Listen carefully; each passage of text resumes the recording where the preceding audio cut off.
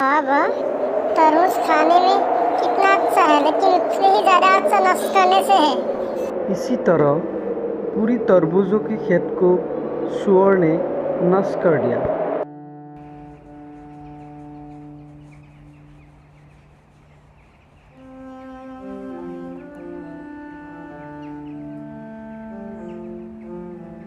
हाय हाय, मेरा पूरा खेत नष्ट हो गया। उस दुष्ट सुअर ने मेरे खेतों को नष्ट कर दिया। अब मैं कैसे खाऊंगा, कैसे जीवन कोताऊंगा? हाय हाय, मैं क्या करूंगा, मैं क्या करूं अब? क्या हुआ रामू, क्यों रो रहे हो? उस जंगली सुअर ने मेरे पूरा खेत नष्ट कर दिया। मैं बर्बाद हो गया, मैं बर्बाद हो गया। ऐसा हुआ तो जंगली सुअर ने शायद मेरा खेतों को भी नष्ट कर दिया। अब मैं क्या करूं? जल्दी से जाता हूँ, देखता हूँ क्या हो गया मेरा खेतों को। हाँ। राकेश ने अपने खेतों की तरफ गया और खेतों को देखा।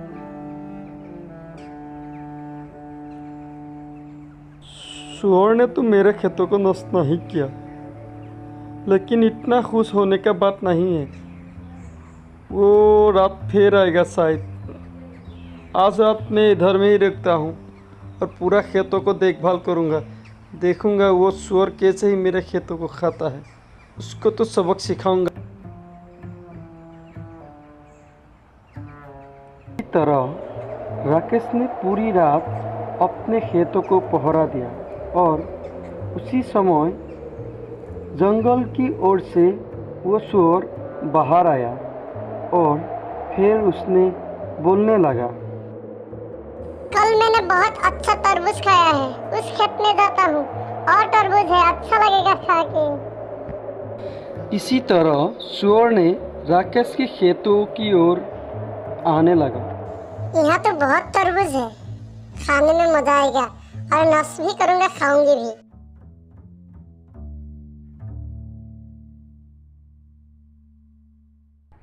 ओह, वो चोर आ गया। उसको तो सबक सिखाना पड़ेगा।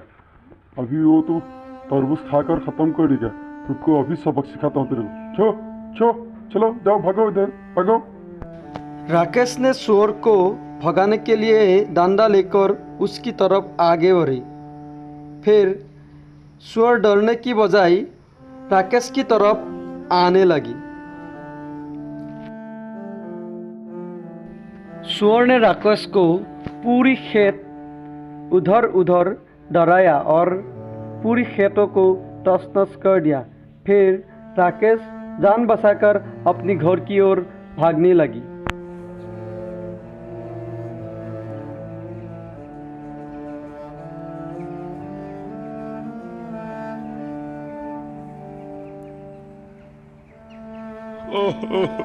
मैंने खेतों को बचा नहीं पाया। मैं क्या करूं? मेरा पूरा खेत खत्म हो गया।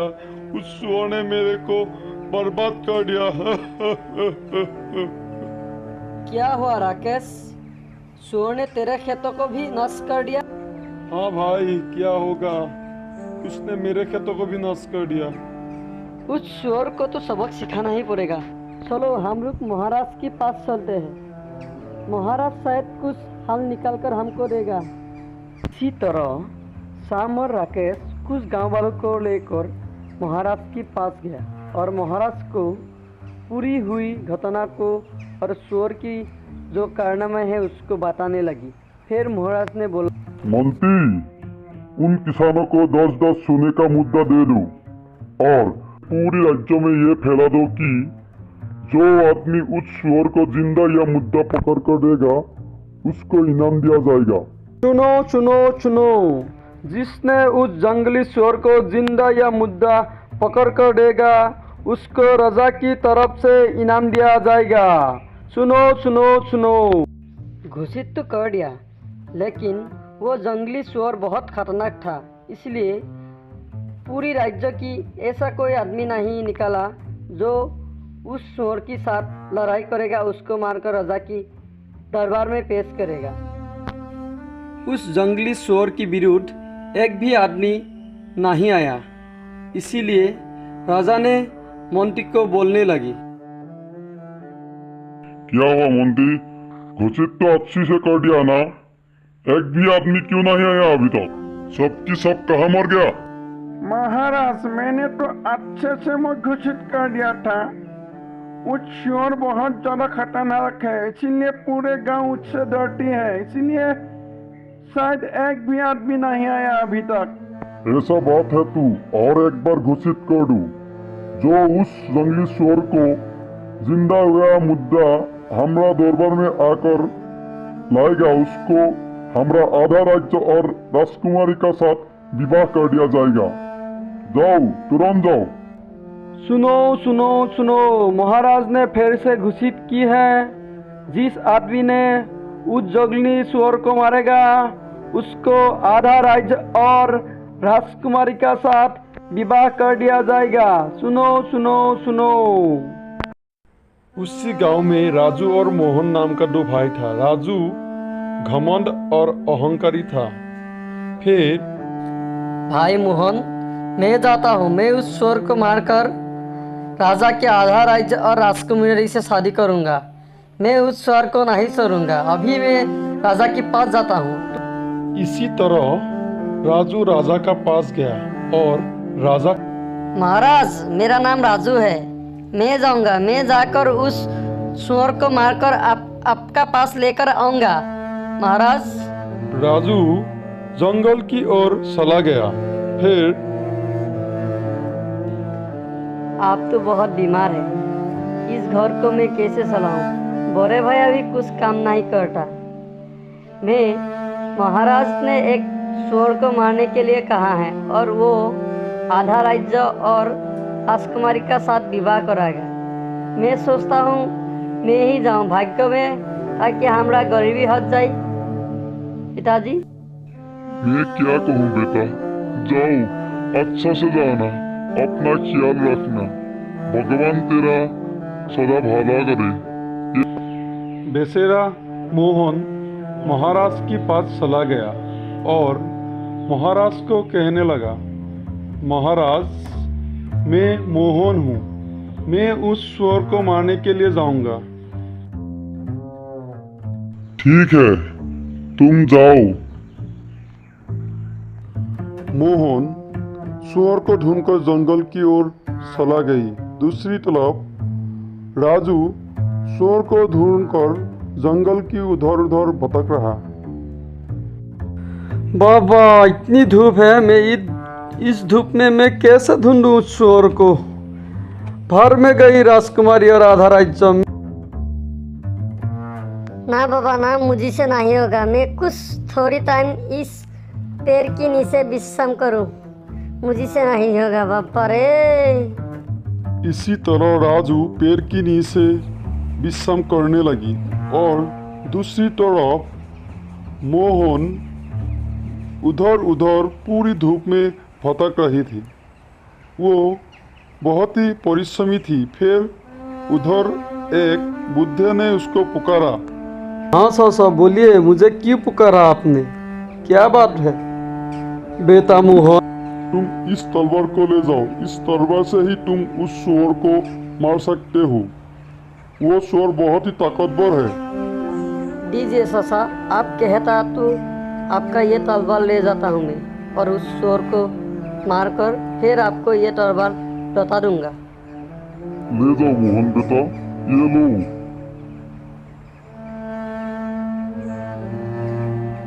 धन्यवाद ससा। इसी तरह मोहन ने तलवार लेकर जंगल की एक पुरानी गुफा की ओर चला गया। फिर उसने देखा, लगता है ये जानवर की पैर की निशान है। इसी सुअर इस गुफा के अंदर ही छुपकर है, उसे तो आज नहीं छोड़ूंगा। मोहन गुफा के अंदर चला गया और उधर उधर देखने लगा। हे सुअर, कहाँ है? निकाल, बाहर निकाल, तूने बहुत बर्बाद कर दिया, अब तेरा खैर नहीं। ओ, तुम इधर हो? तुझे आज नहीं छोड़ूंगा, तुझे आज मैं मार डालूंगा। तूने बहुत बर्बाद कर दी है। इसी तरह मोहन सुअर की ओर चला गया और सुअर भी मोहन की ओर चलाया। फिर मोहन ने सुअर को एक ही बार में मारकर गिरा दिया।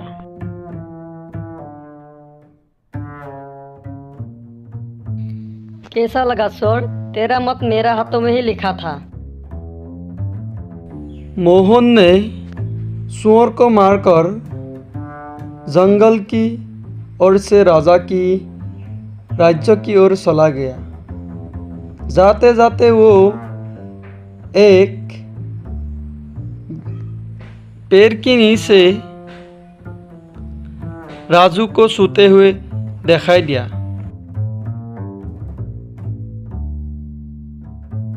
अरे भैया तो इधर सो रहा है, कोई जंगली जानवर उससे नुकसान पहुंचाएगी। भैया को लेकर जाता हूँ। अरे भैया उठो, ए भैया उठो, मैं मोहन बोल रहा हूँ, उठो। देखो भैया, मैं उस सुअर को मार दिया है। अरे भाई मोहन, तूने उसे कैसे मारा? इतनी बड़ा सुअर को तूने इतनी आसान से कैसे मारा? भैया सब कुछ इस तलवार की कमाल है। तलवार मतलब क्या कहना चाहते हो तुम? मोहन ने राजू को पूरी घटना की बारे में बताता है। फिर राजू मोहन की बात सुनकर मोनी मन सोचता है, किसी तरह में मोहन से सुअर को लेना ही पड़ेगा। भाई मोहन, तुम बहुत थकी हुए हो, तुम थोड़ी टाइम इस पेड़ के नीचे विश्राम करो। मैं तुम्हारी खाने के लिए कुछ फल लेकर आता हूँ। ठीक है भैया, तुम जाओ। राजू ने जंगल में कुछ फलों को ढूंढकर चला गया और उधर उधर देखने लगा।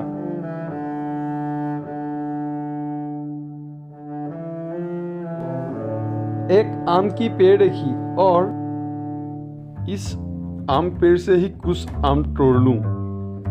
फिर उसी तरह राजू ने आमों पेड़ से कुछ आम तोड़ ली।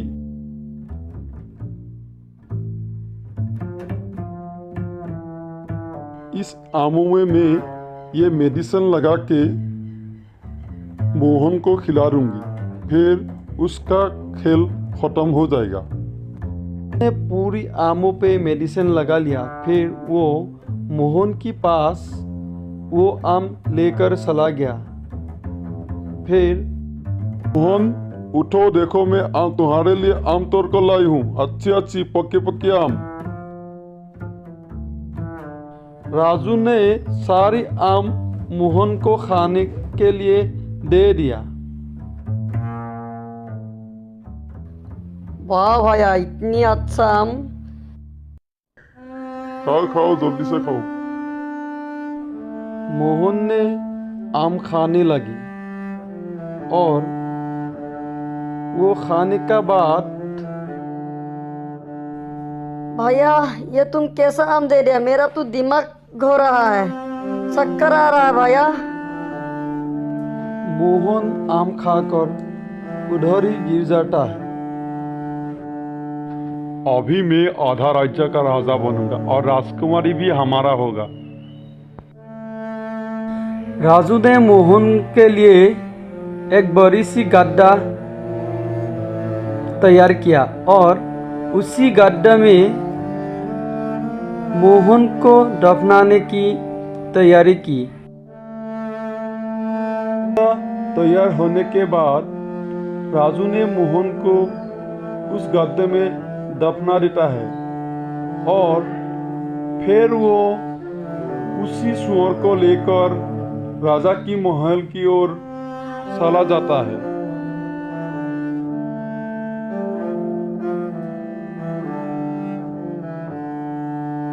महाराज देखिए, मैंने उस सुअर को मारकर आपका पास लेकर आया हूँ।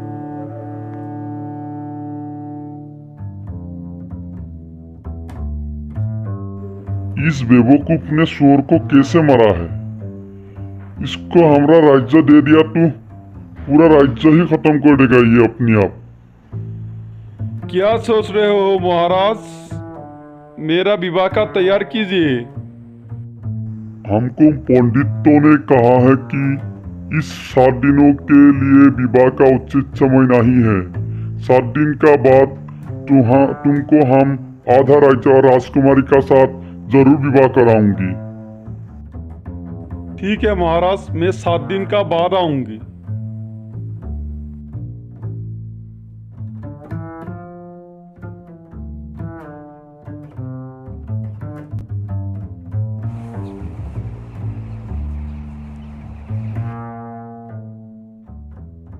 महाराज, आज शुभ मुहूर्त है।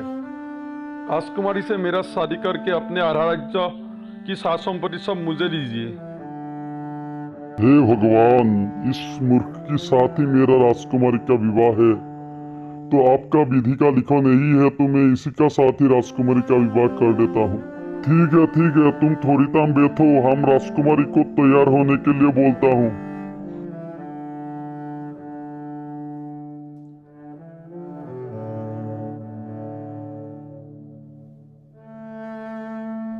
रुको, ये शादी नहीं होगा।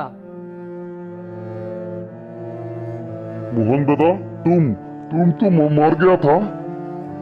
महाराज, मेरे बड़े भाई ने मुझे मारने की पूरी कोशिश की थी। मोहन बेटा, फिर तुम कैसे बच गया? फिर हमको बोलो। ठीक है महाराज, पूरा कहानी बताता हूँ, सुनिए। फिर मोहन ने जंगल में उसका साथ जो हुआ वो पूरी बात महाराज को बताया। महाराज, ऐसे ही भाया ने मुझे दफना दिया।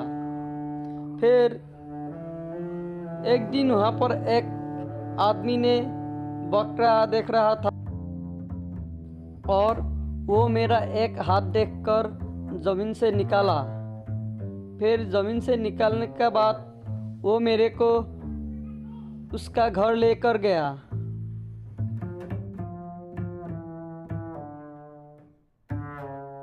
घर ले जाकर एक वैद्य जी को बुलाया और उस वैद्य जी ने मेरे को देखभाल किया और उस आदमी और औरत ने मेरे को दिन रात देखभाल करने लगा।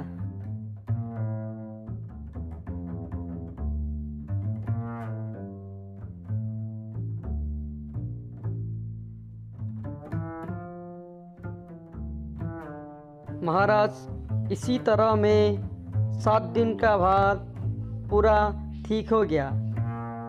मेरा साथ जो कहानियाँ हुआ था पूरी कहानी उस आदमी को बताया और फिर उस आदमी ने मेरे को यहाँ पर तुरंत लेकर आया।